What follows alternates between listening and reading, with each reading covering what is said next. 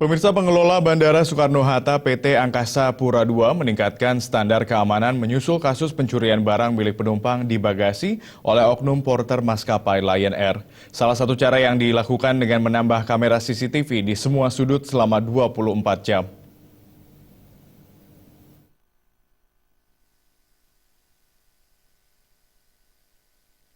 Menyusul tertangkapnya oknum porter maskapai Lion Air yang mengambil barang di bagasi penumpang pesawat, Otoritas Bandara Soekarno-Hatta PT Angkasa Pura II akan membuat pengamanan di bandara khususnya jalur masuk barang yang akan diperketat.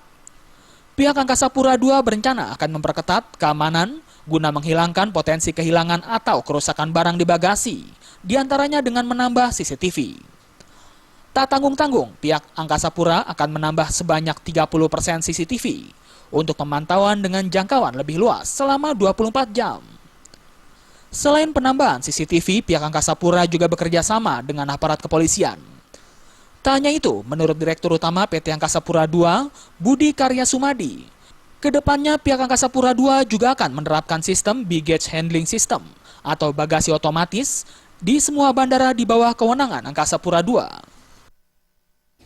Pokoknya saya tadi katakan pada saat kita mengoperasikan terminal 3 ultimate di bulan Mei itu kita sudah menggunakan baggage handling system, ya.